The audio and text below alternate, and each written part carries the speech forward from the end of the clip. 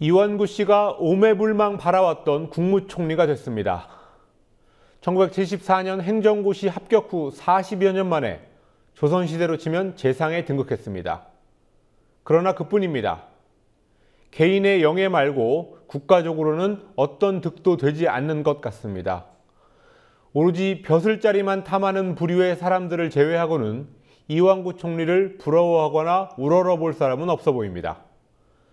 총리가 될 수 없는 인물임을 보여주는 산더미 같은 의혹에도 불구하고 오직 여당 의원들의 머릿수가 많다는 이유 하나만으로 총리가 됐기 때문입니다.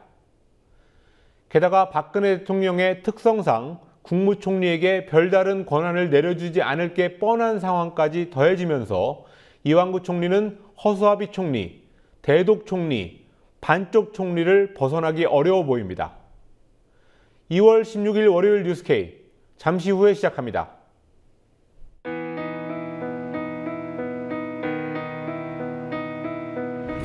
(1960년 4월 19일) 당시 언론은 빨갱이 데모라고 했습니다.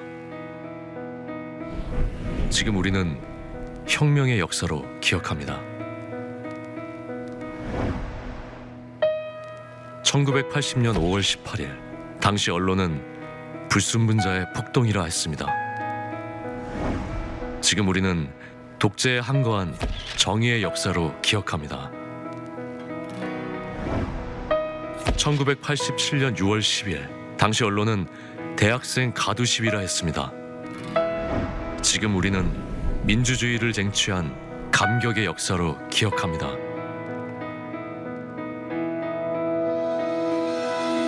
백 없고 돈 없는 노동자, 서민, 학생들이 스스로 타올라 역사를 만들었습니다.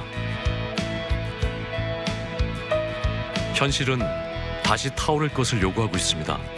아니, 이미 타오르고 있습니다.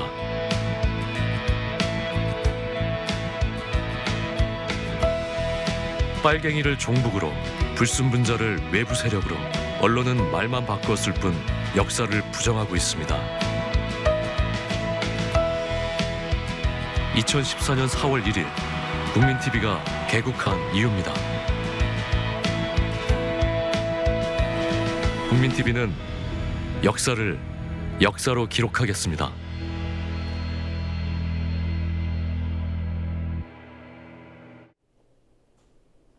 이완구 국무총리 후보자 임명 동의안이 국회 본회의를 통과했습니다. 새정치민주연합이 표결에 참여한 가운데 찬성 148대, 반대 128이라는 결과가 나왔습니다. 새누리당 내에서 반대표가 일부 나온 것으로 추정됩니다. 이완구 총리는 상점한 잔뜩 아는 채 총리에 취임하게 돼서 총리로서의 역할이 제한될 뿐더러 정부에도 두고두고 부담이 될 것으로 보입니다. 정홍원 총리는 2년여의 임기를 마치고 마침내 집으로 돌아갈 수 있게 됐습니다. 김기춘 청와대 비서실장은 내일 물러날 것으로 보입니다. 정치권 취재하고 있는 PD 연결하겠습니다. 곽바 PD. 네, 곽보합니다. 예, 국무총리 후보자 임명동의안 국회 표결 상황부터 일단 정리해 볼까요? 네, 이완구 후보자 임명동의안 표결에는 새누리당 155명, 새정치민주연합 124명, 무소속 2명 등 281명의 의원들이 출석해 과반수 출석 요건을 충족했고 이 가운데 148명이 찬성표를 던졌습니다. 임명동의안 통과에 필요한 출석위원 과반의 기준설은 141표인데 찬성 148표로 기준보다 7표가 많은 아슬아슬한 통과였습니다.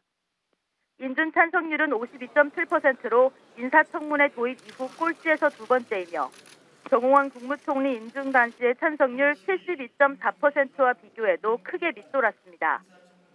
정의당 의원 5명은 이완구 후보자 임명동의안 통과에 반대하는 뜻으로 본회의에 불참했습니다. 새정치민주연합에서는 124명이 표결에 참석했는데요. 전원 반대표를 던졌다고 가정하면 새누리당에서 최소 7표의 이탈표, 즉 총리 인준 반대표가 나온 것으로 분석됩니다. 만약 새누리당 출신 무소속 정의화 국회의장과 유승호 의원이 찬성표를 던졌다고 가정하면 새누리당 이탈표는 9표까지 늘어납니다. 이에 대한 새누리당 유승민 원내대표의 반응 보시겠습니다. 이탈표에 대해서는 7표 그거는 아직 뭐 정확하게 지금 분석이 안 됐고요.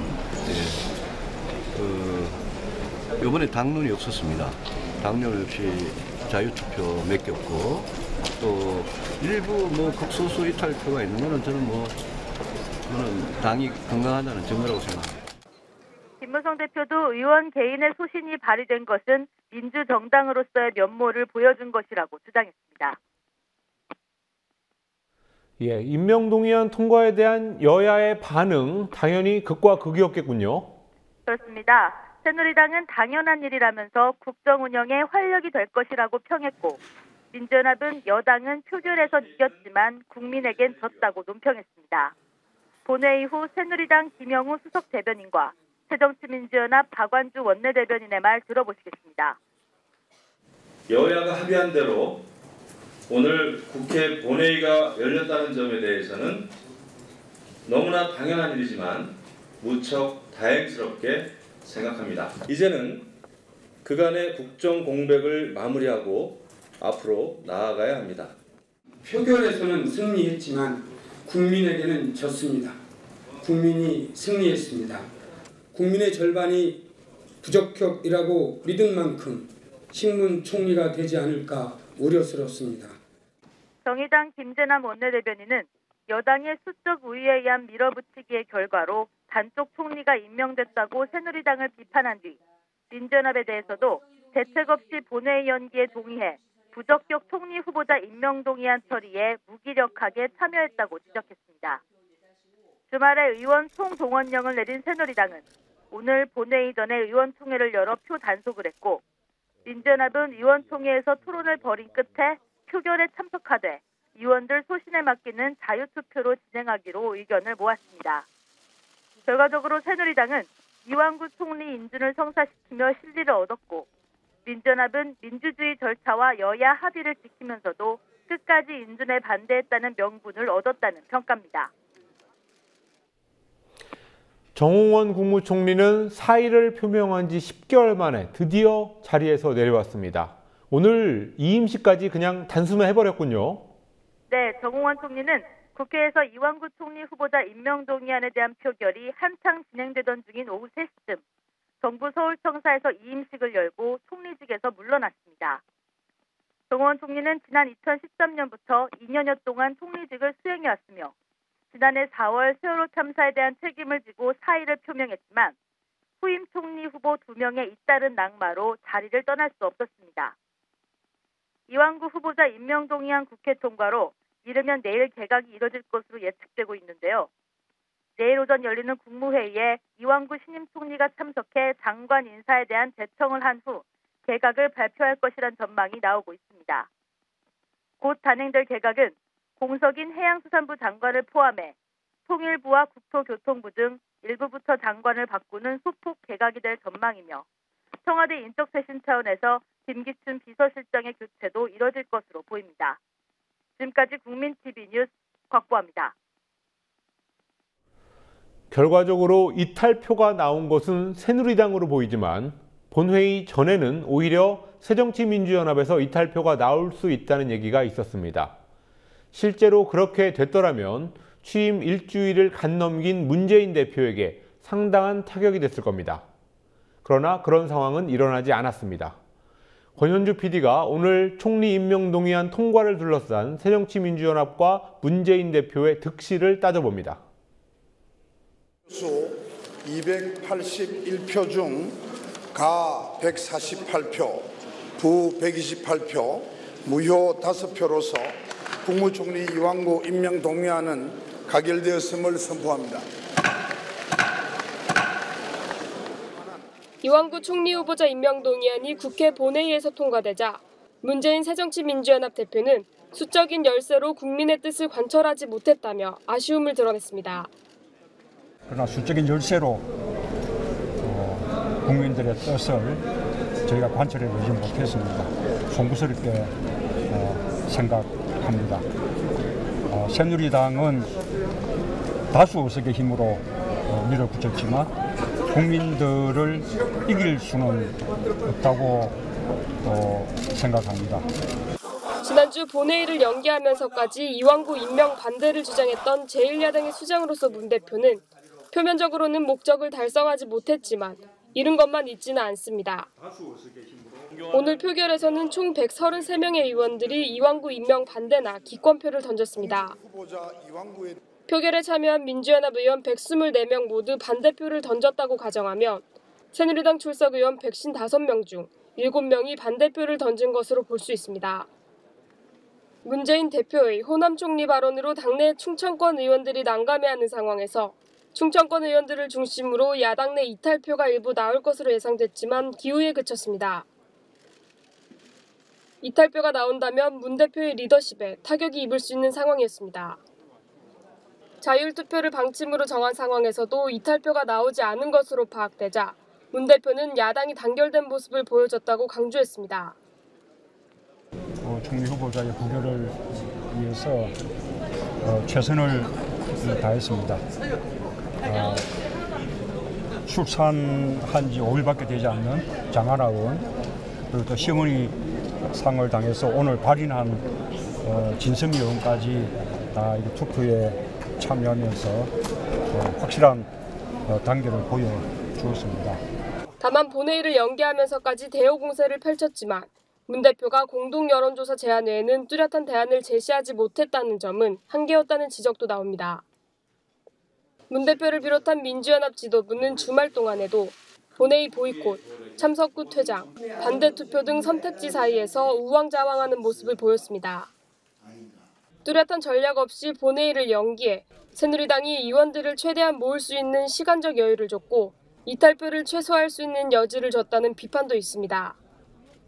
하지만 문 대표의 여론조사 제안에 대한 비판이 많았음에도 불구하고 문 대표와 야당에 대한 여론은 나쁘지 않은 상황입니다. 오늘 리얼미터 발표에 따르면 민주연합의 정당 지지율은 31.8%로 7개월 만에 30%대에 재진입했습니다. 차기 대권 주자 중 문재인 대표의 지지율은 25.2%로 6주 연속 1위를 기록했습니다. 이왕구 후보자가 총리감이 아니라는 여론이 비등한 상황에서 임명 동의안이 통과됐기 때문에 수적으로 불리한 야당에 대한 비판도 그리 크지 않을 것으로 풀이됩니다. 국민TV 뉴스 권현주입니다.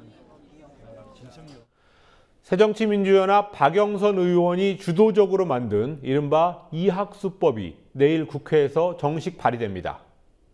실제 법안 이름은 특정 재산 범죄 수익 등의 환수와 피해 구제에 관한 법률안인데요. 횡령과 배임으로 얻은 이익이 50억 원 이상일 경우에 적용이 됩니다. 이재용 삼성전자 부회장, 그리고 이학수 전 삼성 부회장이 대상이 될 수 있는 법입니다. 법의 구체적인 내용과 취지, 그리고 논란이 되는 부분을 조아라 PD가 취재했습니다. 1999년 이건희 삼성 회장은 비상장 회사였던 삼성 SDS 신주 인수권부 사채, 즉 신주를 헐값으로 발행해 이재용 현 삼성전자 부회장을 비롯한 3남매에게 몰아줬습니다. 3남매는 당시 2만 원 가까이 거래되던 삼성 SDS 주식 320만 주를 주당 1,180원, 헐값에 확보했습니다.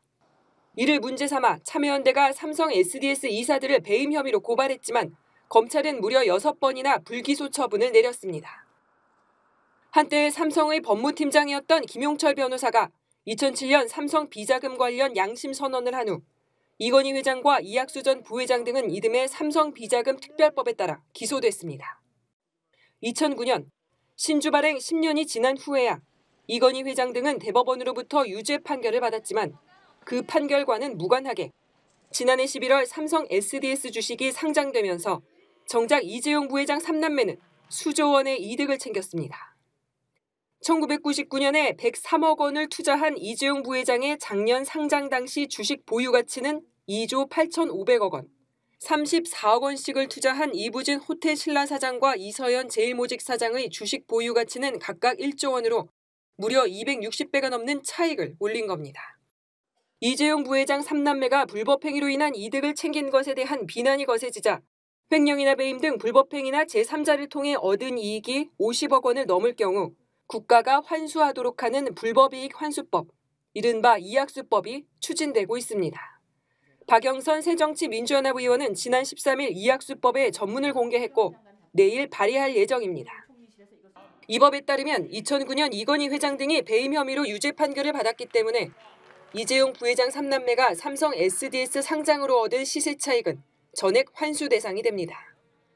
법무부 장관이 직권으로 또는 일반 국민의 신청에 따라 환수 대상 재산의 국고 귀속을 청구하면 법원이 판단한 후 결정을 내립니다.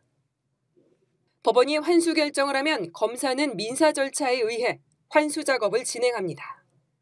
이학수법은 법 시행 전에 발생한 범죄에 대해서도 적용하도록 해 이재용 부회장 3남매가 획득한 5조여 원의 시세 차익에 대해 환수 작업을 할 수 있습니다. 하지만 법조계에서는 소급입법, 이중처벌, 표적입법 등 위헌 소지가 있다는 지적이 나옵니다. 범죄 혐의가 없는 사람의 재산에 대해서 그 재산권 행사에 제약을 가하는 법률의 경우에 헌법재판소가 과잉 입법이냐 라는 그런 기준을 중심으로 판단을 하게 돼요. 어떻게 판단하면 목적이 정당하냐. 이번에 횡령배임으로 인한 그 재산이 어쨌든 환수돼야 된다는 그런 기본 이념이 바탕에 있으니 목적이 정당하죠. 방법의 적절성이라는 관점, 또 피해의 최소성, 법익의 균형성 관점에서 조금 위헌의 소지가 있는 과잉 입법이 아니냐. 반면 한상희 건국대 법학전문대학원 교수는 불법하게 형성된 재산은 처음부터 개인의 재산이라고 보기 어려운 것이라며 이미 처음부터 무효인 만큼 소급입법의 문제도 발생하지 않는다는 법률적 의견을 제시한 바 있습니다. 구민TV 뉴스 조아라입니다.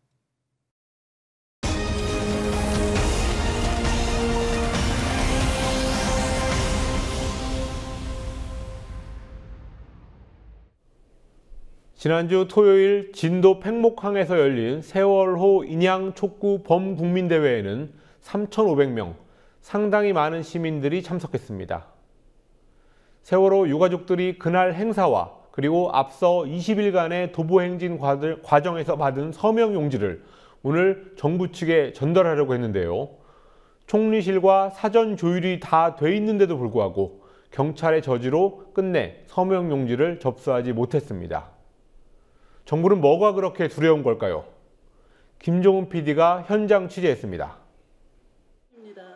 오늘 오후 서울 광화문 광장, 세월호 참사 실종자 가족들이 빗속에서 눈물의 기자회견을 열었습니다. 내가 딸 옆에 가고 싶은데 그 추운데 걔를 냅둘 수가 없어서 가지를 못합니다. 진상규명 해야지 됩니다. 근데 그 진상규명의 첫 번째 단추는 인양이죠.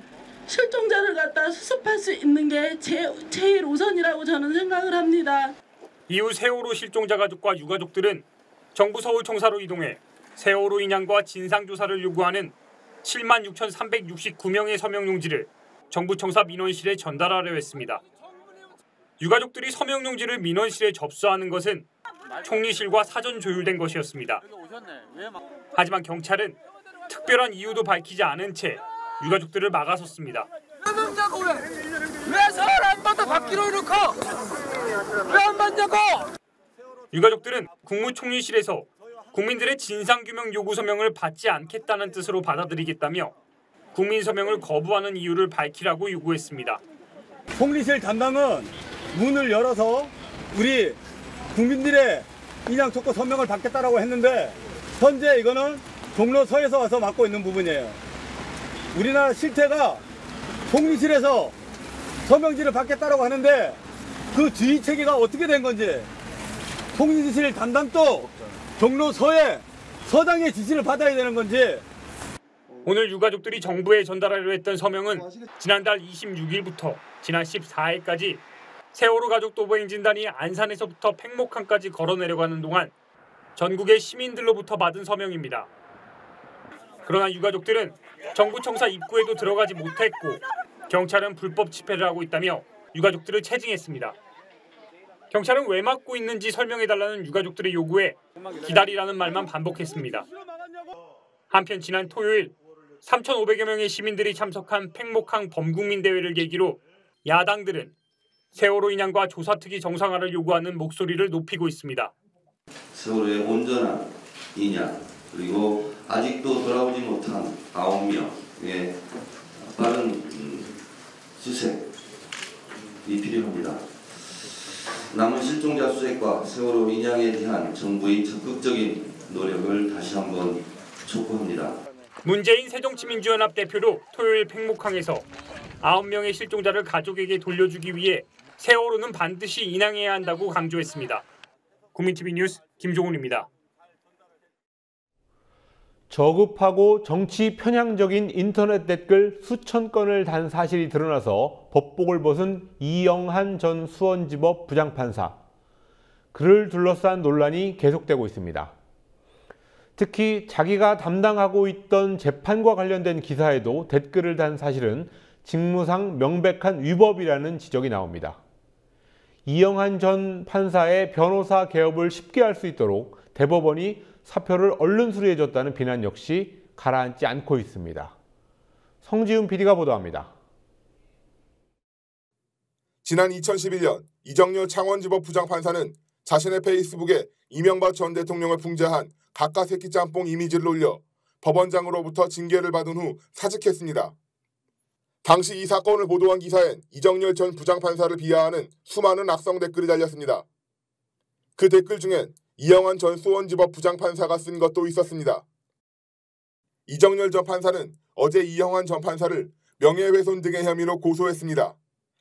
이정열 전 판사는 어제 오전 자신의 SNS를 통해 이영한 전 판사를 고소한 사실을 알리며 떳떳하게 실명으로 비판한 것이 아니라 비겁하게 익명으로 숨어서 저열한 언어로 비방, 모욕한 점 등 이영한 전 판사의 많은 언사가 무척 불쾌했다고 말했습니다. 저나 서기호 의원이나 김동진 부장이나 이렇게 트위터질이나 하고 무슨 그렇게 페이스북을 왜 했냐 하여튼 이렇게 좀 일반인이 쓴다고 하더라도 좀 저급하고 좀 그런 데다가 또 그거를 그 정도 되면 자기를 드러내놓고 실명으로 왜 그랬냐고 그렇게 하면 될 거를 이제 닉네임을 쓰고 익명으로 숨어가지고 그렇게 하는 게 이제 좀 비열하다 그럴까, 좀 비겁하다 그럴까 그런 느낌이 들었습니다. 이영한 전 판사는 정치적으로 편향된 악성 댓글 수천 개를 인터넷 포털 등에 올린 사실이 최근 드러나 파문이 일자 사직서를 냈고 대법원은 그제 이를 수리했습니다. 하지만 대법원의 사표 수리를 두고 법조계 안팎에서 논란이 일고 있습니다. 이영한 전 판사는 징계를 받지 않고 사표가 수리돼 퇴직 후에도 별다른 제재 없이 곧바로 변호사 활동을 할 수 있습니다. 대법원은 이영한 전 부장판사가 편향되고 부적절한 댓글을 쓴 사실이 알려진 결과 맡고 있는 재판의 공정성과 신뢰마저 의심받고 있기 때문에 계속 법관 신분을 유지하게 하는 것이 재판의 공정성과 신뢰에 문제가 된다고 사표 수리의 이유를 밝혔습니다. 하지만 이를 두고 대법원의 제19 감싸기라는 비판이 나옵니다. 대법원은 이영한 전 판사의 행동이 개인적인 행동이고 익명으로 글을 작성해 법관의 신분을 노출시키지 않았기 때문에 직무상 위법한 행위가 아니라는 입장입니다. 하지만 법조계에선 법관 징계법에 따라 법관의 품위를 손상하거나 법원의 위신을 떨어뜨린 경우 징계 사유에 해당하기 때문에 대법원장이 혐의를 갖고 사실조사에 나서면 징계도 가능한 일이라는 지적이 나옵니다. 특히 이영한 전 판사가 자신이 맡고 있는 재판이나 영장 발부와 관련된 댓글로 의견을 드러낸 것은 명확한 직무상 위법 행위라는 지적도 있습니다. 어쨌든 자기 판결에 대해서 댓글 쓴 거는 직무상 위법행위라고 봐야 되는 거고요. 그 외에 또 직무상 위법행위만 지금 징계를 할 수 있는 게 아니라 판사라서 품위 유지 의무도 징계 대상이죠. 그러니까 그거에 의하면 다 징계 사유가 해당되는 거죠. 새정치민주연합의 서영교 의원 역시 어제 국회 브리핑을 통해 법원이 국민의 공정성과 신뢰성을 회복하기 위해서는 징계위원회를 열어 이영한 전 판사를 업무에서 배제하고 징계 절차를 밟은 뒤 사표 수리를 나중에 해도 된다고 지적했습니다. 이정열 전 판사 역시 자신의 고소는 이영한 전 판사만이 아닌 대법원에 대한 문제 제기라고 말했습니다. 자신이 이명박 전 대통령을 풍자하는 이미지를 SNS에 올려 경고를 받은 경우와는 사뭇 다른 대응이라는 지적입니다. 대법원이 그 사건을 처리를 하면서 형평을 잃고 또 그분이 달았던 이런 댓글의 내용들이 현 정권의 부합하는 주장이나 어떤 생각에 부합하는 그런 내용들이었었거든요. 그래서 그런 사람을 감싸는 그런 내용, 그런 방식으로 업무를 처리를 하니까 다른 것보다 저랑 같이는 안 하더라도 그래도 어느 정도 신용은 해줘야죠. 아, 옛날에 이런 선례가 있었는데 얘는 뭐 징계 얼마 받았었고, 그리고 또 뭐 임지도 뭐 정말 뭐 서울에서 제일 먼 데로 보내고, 담당 업무도 정말 뭐 저기 이상한 것만 시키고 그렇게 막 온갖 걸로 다 괴롭혔거든요. 하지만 한쪽에선 이영환 전 판사의 사표를 수리하는 것이 오히려 적절한 대응이었다는 주장도 있습니다. 법관은 탄핵이나 금고 이상의 형을 받지 않는 한 파면되지 않기 때문에 징계 절차 중에 이영환 전 판사가 사표를 철회할 할 경우 퇴직시킬 방법이 없다는 것입니다. 하지만 이 같은 주장에 대해서도 이정열 전 판사와 이재화 변호사는 모두 대법원의 결정을 옹호하기 위한 말장난에 불과하다고 반박했습니다. 징계 절차를 모두 밟은 후에 사표를 수리할 수도 있고, 이정열 전 판사의 고소에 의한 재판 결과에 따라 파면도 가능해질 수 있기 때문입니다. 국민TV 뉴스 성지훈입니다. 박근혜 대통령이 권영세 주중대사의 후임으로 김장수 전 청와대 국가안보실장을 내정했습니다. 세월호 참사에 대한 부적절한 대응으로 물러난 김 전 실장이 다시 기용된 것은 전형적인 회전문 인사라는 비판이 나옵니다. 최근에는 낙하산 인사도 논란이 됐는데요. 사실 낙하산은 현 정권 출범 이후 꾸준하게 투하되고 있습니다. 강신혜 PD가 보도합니다. 국가안보실 위기관리센터는 재난컨트롤타워가 아니다. 세월호 참사 8일째인 지난해 4월 23일 구조 실패에 대한 청와대 책임론이 제기되자 당시 청와대 김장수 국가안보실장은 이 같은 반박성 해명을 내놓았습니다. 청와대는 며칠 뒤 재난컨트롤타워는 국무총리와 안전행정부 장관이라며 국가안보실이 재난컨트롤타워가 아니라는 김장수 안보실장의 주장을 뒷받침했습니다. 김장수 전 안보실장은 김기춘 비서실장 등과 함께 박근혜 대통령의 절대적인 신임을 받는 인물로 꼽힙니다. 그러나 이 같은 책임 회피성 발언에 대한 여론의 비난이 거세지자 5월 22일 김장수 안보실장은 자리에서 물러나게 됐습니다. 하지만 그로부터 9개월도 못 돼 김 전 안보실장은 다시 대통령의 부름을 받았습니다. 핵심 외교 포스트라 할 수 있는 주중 한국대사 자리에 내정된 겁니다. 이를 두고 박 대통령의 인사 스타일, 같은 사람만 계속 쓰는 회전문 인사, 그리고 보훈 인사의 성격이 겹친 것으로 보인다는 분석이 나옵니다. 군 출신으로는 최초로 중국 대사를 맡게 된 김내정자에 대해 업무 적합성 문제가 제기되고 있습니다. 김장수 전 안보실장은 2008년 총선 때 새누리당 전신인 한나라당 비례대표 공천을 받아 국회의원을 지냈고 2012년 대선 당시 박근혜 캠프의 국방안보 추진단장을 맡아 국방, 안보 분야의 공약 수립을 주도했습니다. 이후 대통령직 인수위원회, 외교, 국방, 통일분과위 간사로 참여했고 현 정부 출범 후 초대 청와대 국가안보실의 사령탑으로 임명됐습니다. 한편 전직 청와대 수석들이 최근 공공기관의 수장 자리에 내정되면서 박근혜 정부의 낙하산 인사는 계속된다는 비판이 나오고 있습니다.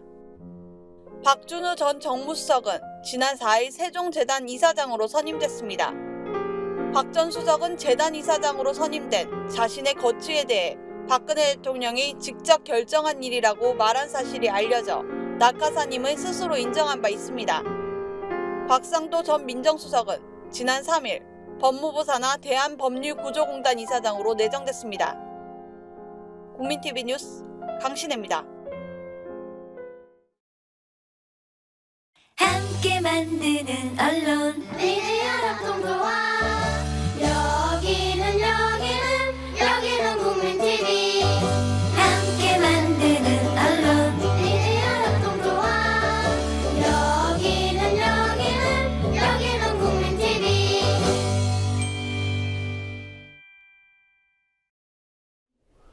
증세 없는 복지.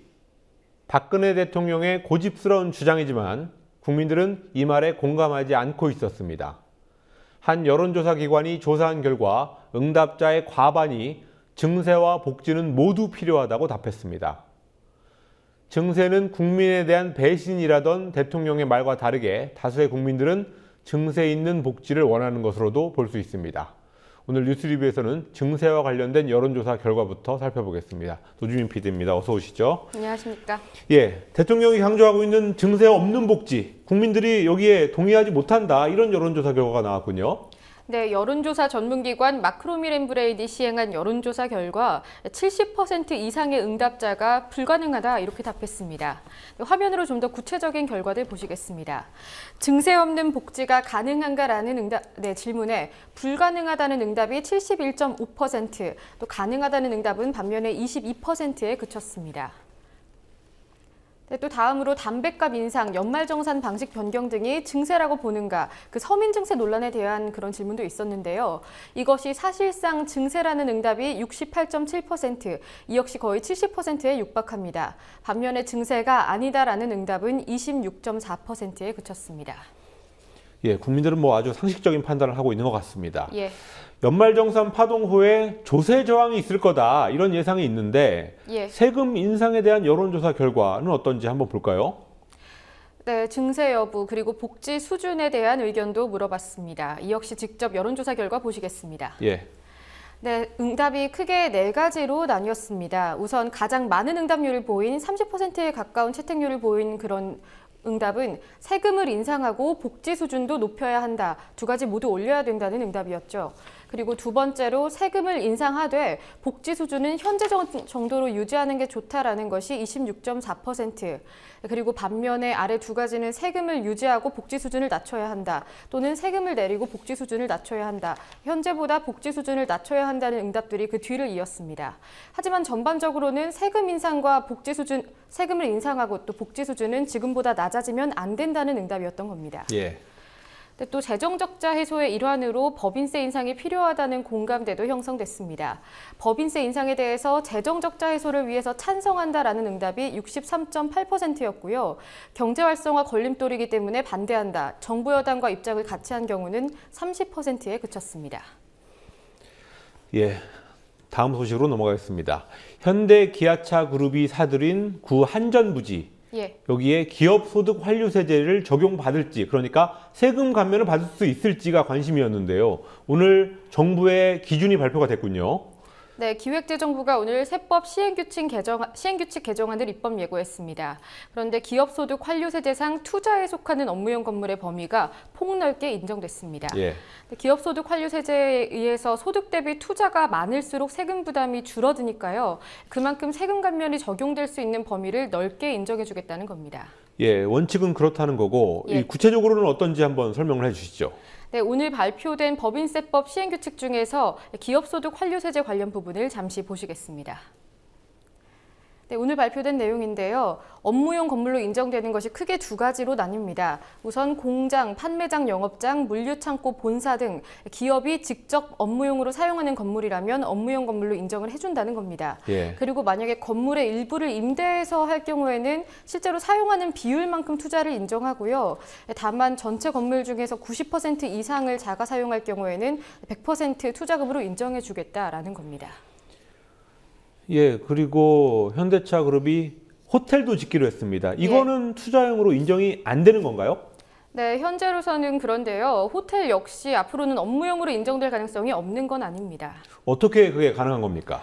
네, 생각보다는 간단합니다. 현대자동차 정관에 관광 숙박업을 추가하면 됩니다. 예. 현대차는 이미 지난 2009년 정관에 관광 사업 및 부대 사업을 추가해서 관련 사업을 운영하고 있습니다.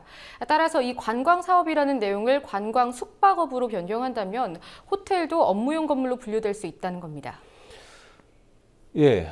그런데 현대차 측에서는 우리는 기업소득 환류세제로 받는 혜택이 없다, 이런 주장을 했습니다.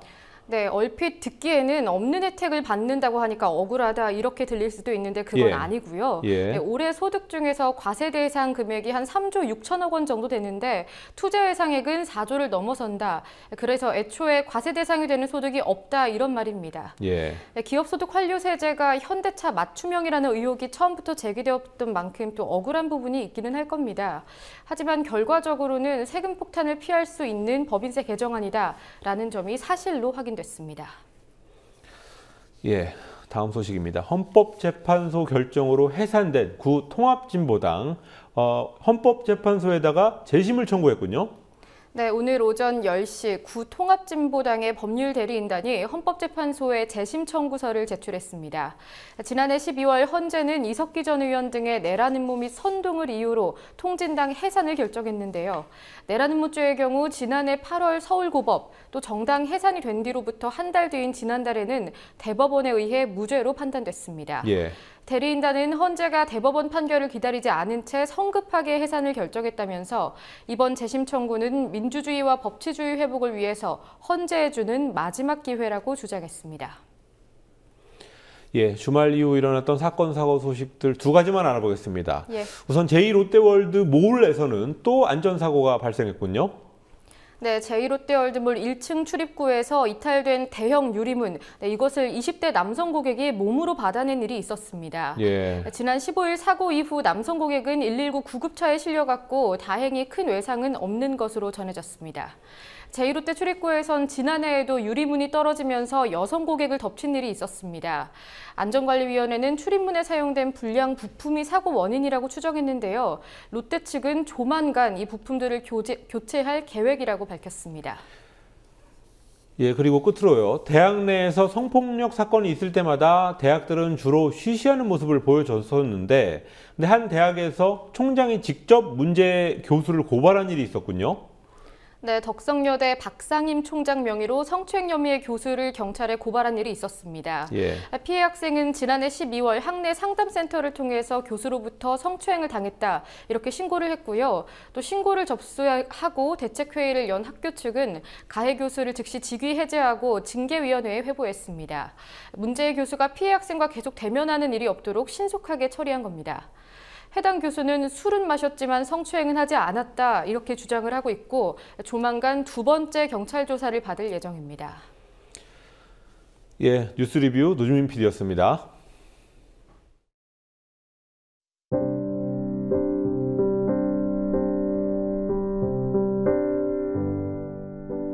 그리 모질 것은 없었던 겨울이지만 다 끝나지는 않았습니다.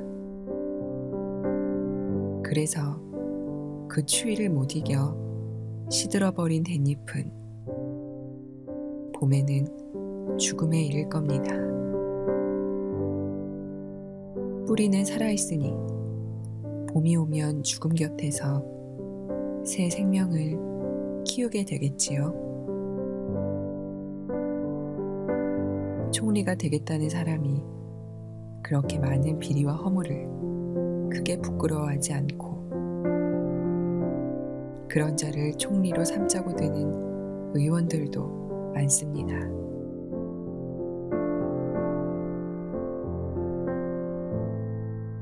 여당이면 그래야 하나요? 60대들이 살아온 시대는 흔히 그러기도 했다는 말도 가당치 않습니다. 그런 부류가 있었을 뿐이지요. 추운 시대를 따뜻하게, 저만 따뜻하게 살자고든.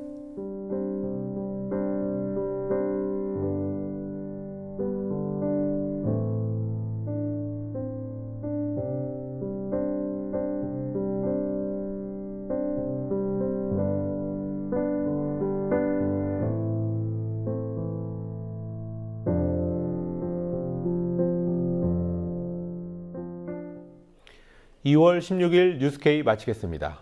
시청해주신 여러분 고맙습니다.